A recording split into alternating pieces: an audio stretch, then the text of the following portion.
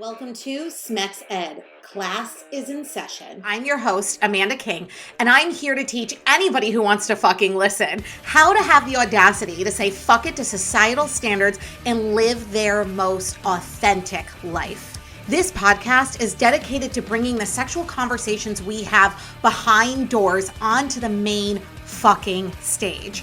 Because sex, masturbation, squirting, guess what?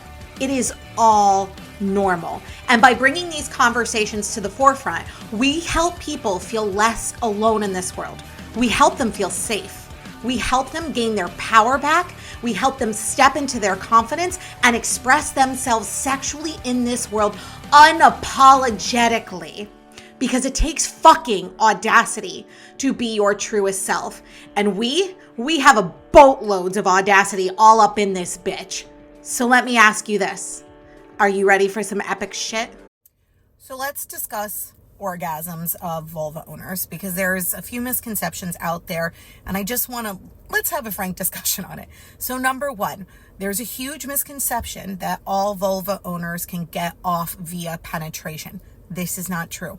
In fact, only 18% of vulva owners can get off via penetration alone with no other types of stimulation. This isn't spoken about in sex ed. We are told that all vulva owners have orgasms via sex and penetration. Not fucking true. So if you cannot have penetrative orgasms, that's okay as well, because there are 12 styles of orgasms that the female body can have. That doesn't include squirting and or ejaculation. So technically 14 different ones. So if you can't have penetrative orgasms, there is a slew of other style orgasms that you can achieve.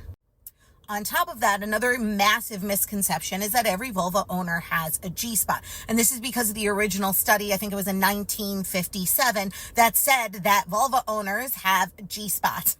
That study has been recently debunked multiple times in multiple different studies. And so there is a conclusion out there that if the G-spot even exists in general, one, it's not a spot, it's an actual erogenous zone. It's not something you're just going to feel up there. It is just a space within the vaginal canal. Number two, not every single vulva owner may have a G-spot. So if you are interested in learning whether or not you have one and finding or how to discover it, go read the article that she's discussing about at www.smexed.com. It was in our April issue, and it's called Does the G-spot Actually Exist?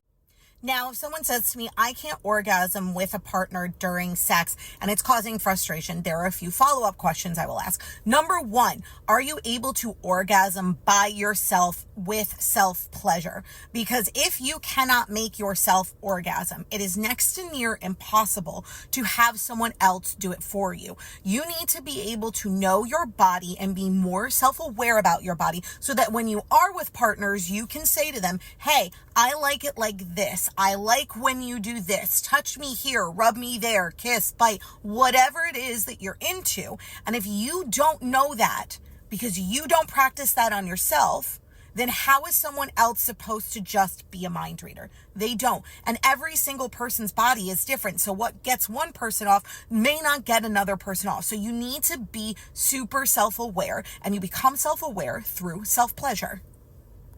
The second question I would say is, have you been able to get off with partners in the past with sex and it's just this specific partner? Or is it all partners in general? If it's all partners in general, once again, refer to number one, which is self-pleasure, learning your body so that you're able to describe and communicate what you want to your partners. Now, if you're able to get off with other partners and you're not able to get off with this partner, this is where we come into communication and actually having conversations about sex. And this is so hard and so vulnerable because everyone gets fucking defensive when it comes to sex, because sex is already a taboo topic. We're told not to talk about it. And then if we're telling someone like, I'm not really into this, or I can't get off, we always make that mean something about us as a lover, as a partner, as a whatever you want to call yourself. So we need to start having these discussions with our partners, even though they are uncomfortable and they are vulnerable. So the first thing is really discussing with your partner, if you cannot get off via penetration, in general, saying, hey, I can't get off via penetration, so we need to add extra stimulation in order to help me get off during sex. So if this is clit stimulation, which about 80 to 90% of women can get off via clit stimulation and penetration, then you could sit here and say, can you rub my clit? Can you lick my clit? Can you touch my clit? Can we bring a toy that is a clit suction toy, clit vibrator that will help me get off during penetrative sex? The next thing is discussing with your partner what turns you on and what gets you off and what they may be doing that does not do that. And this can happen either before or during a session. Don't be afraid to coach your partner. You can coach your partner in a supportive and empowering way that doesn't make them feel like crap. So if they are doing something and it's not feeling great, you know what you like. You are able to say, hey, can you try it this way? Or, can you do this? I really like it. Or, hey, instead of flicking, can you do circular motions? Can you slow down? Can you speed up? It is up to both partners to be able to communicate what's feeling good to them. So don't be afraid during the session to coach your partner in what is going to get you off. The next thing is to go into a sex session without the goal of having an orgasm. And I know that sounds counterproductive because everyone's like, well, we're supposed to have an orgasm during sex. Sex is meant to be a way for two people to connect intimately at a vulnerable, raw, kind of carnal level.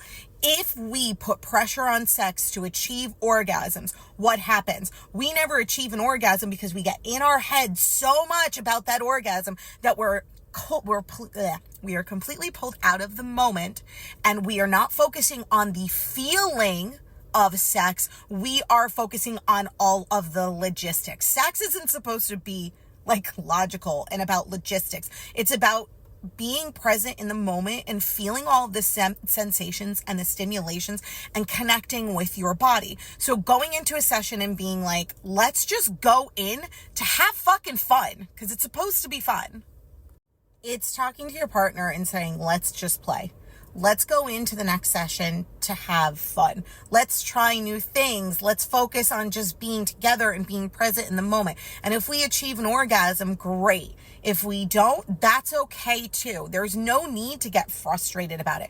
And also, it's a conversation with your partner of stop making your lack of orgasm mean something about their sexual prowess, and your orgasm shouldn't be their validation. And I know that sounds, once again, counterproductive because that's what we want. We want to give pleasure to our partners, and we get frustrated when we aren't giving pleasure to our partners. But that extra pressure of putting that pressure on you to orgasm is going to make the complete opposite happen. Because once again, you're going to get into your head. Then you're going to feel obligated to orgasm like it's some fucking performance rather than something it's supposed to be, which is just like you connecting with your body and feeling utmost pleasure. And it's also okay to take a break from sex. I wouldn't take a break being like, oh my God, we're both frustrated. This isn't going anywhere. Like, fuck sex. Like, everyone needs sex in a relationship to connect with their partner. Bottom line, right? So to be able to sit here and say, how about we take a break from sex and figure out how to connect intimately outside of the bedroom for a while? Because if you connect intimately outside of the bedroom, then you'll be able to reconnect intimately in the bedroom again, because it's going to take some of the pressure off of sex to be a performance and or an obligation and or a chore.